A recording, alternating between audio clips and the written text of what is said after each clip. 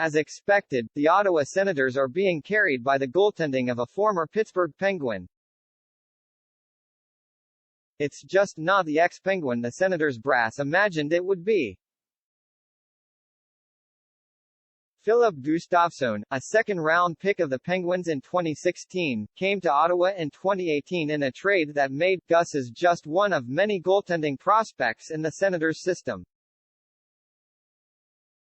Over the past year, though, Gustavsson has emerged as the Senators' most reliable backstop, most recently evidenced by his heroic performance under siege in Minnesota, an eventual 5-4 loss in overtime on Tuesday night.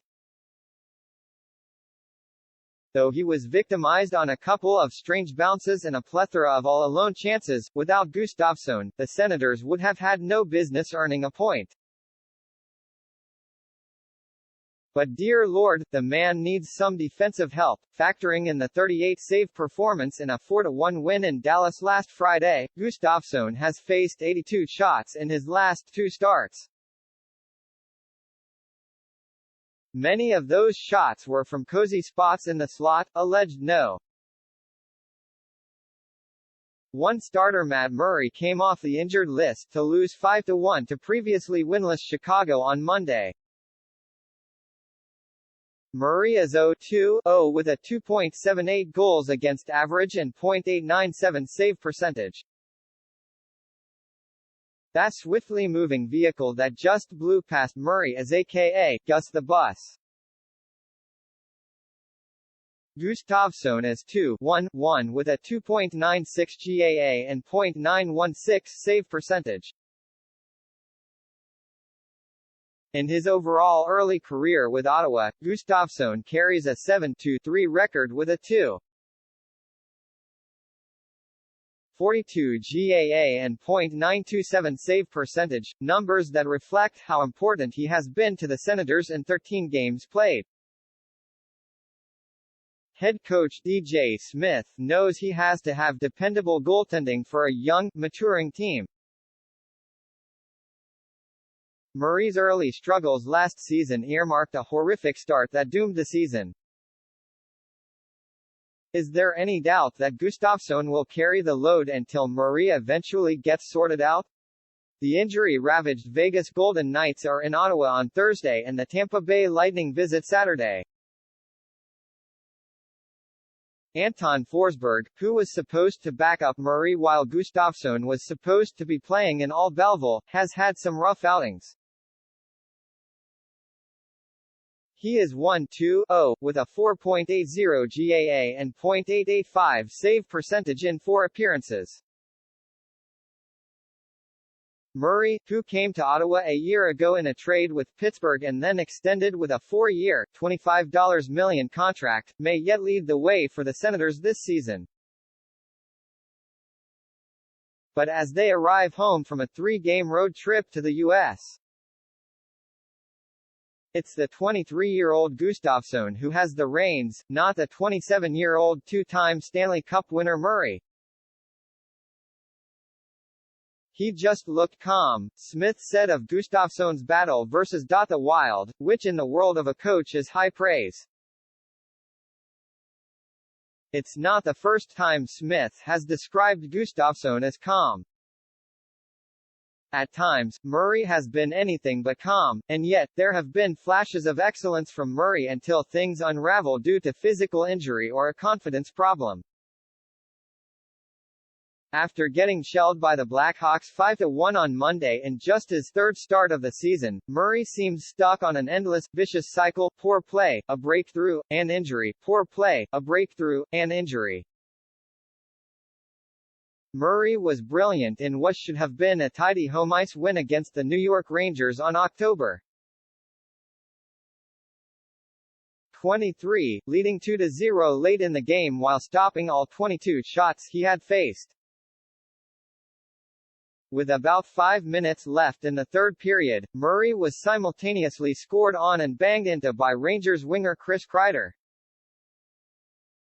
Murray left with a neck injury, rested and rehabilitated for the better part of a week, then was declared good to go in Chicago on Monday. It felt like the right call, saving the sharper Gustavsson for the back-to-back challenge in Minnesota. The Blackhawks hadn't won a game yet and Murray's teammates figured to be well rested after the weekend to recover from the win in Dallas on Friday, where Gustavsson stopped 38 of 39 shots to deliver the victory. Murray allowed 5 goals on 31 shots by the Blackhawks, including a slow roller from the distant stick of Brandon Hagel that eked past a couple of bodies in front of the goalie to tuck in just inside the far post to give the Blackhawks a 3-0 lead. "I think, honestly, that third one is kind of the killer," Murray said. "If that one doesn't go in, we don't have to open up quite as much with a 2-goal lead. But that third one, and that's on me, if that doesn't go in, maybe it's a different game. It's a different goaltending triad at the moment, with Gustavsson at the top." The days of Ottawa having one of the NHL's worst power plays appear to be long over.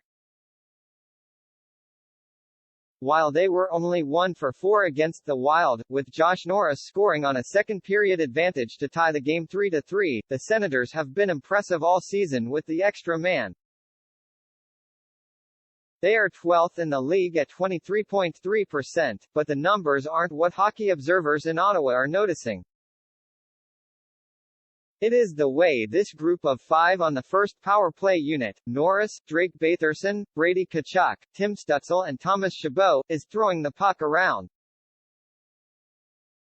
"Dangerous" was the word Smith used to describe his top unit. Tkachuk says it is only a matter of time before Ottawa's production with the man advantage really takes off. "It's huge for our confidence," Tkachuk said, about the dominant puck movement and opportunities generated on the power play. "Last year we had a tough time, a bit, but coming back this year we have a lot more confidence as a group and I think we're going to keep progressing." "That long 2 minutes of first power play unit time, we had a ton of chances and they will soon go in on those," Tkachuk said.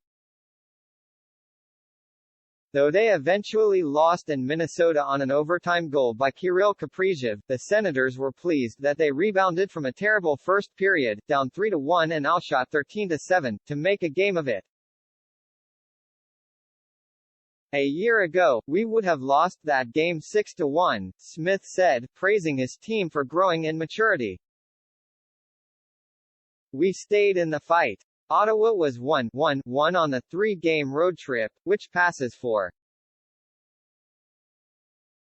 .500 in today's NHL, but in reality the Senators won 1 game of the 3 and that was due to some spectacular goaltending from Gustavsson when Dallas was all over the visitors early in that game. The Senators are going to have to get more tangible results on the road if they are going to hang around in the Atlantic Division race." Smith finds life easier at home, where he can get his line matchups and at least somewhat keep his defense from getting exposed. But with Chabot and Artem Zub as the only dependable defense pair at the moment, the Senators are either going to have to A. get help from outside, their track record in trading for veteran D-men is not great, to be kind, or B. promote someone from Belleville. Highly considered right-shot D-man Lassie Thompson has played in just 4 Sens games but is expected to return from an ankle injury this week. Erik Brannstrom has changed agents and may be looking to find a new home, but the Senators were better defensively down the stretch last season with Brannstrom as part of the mix than they are today.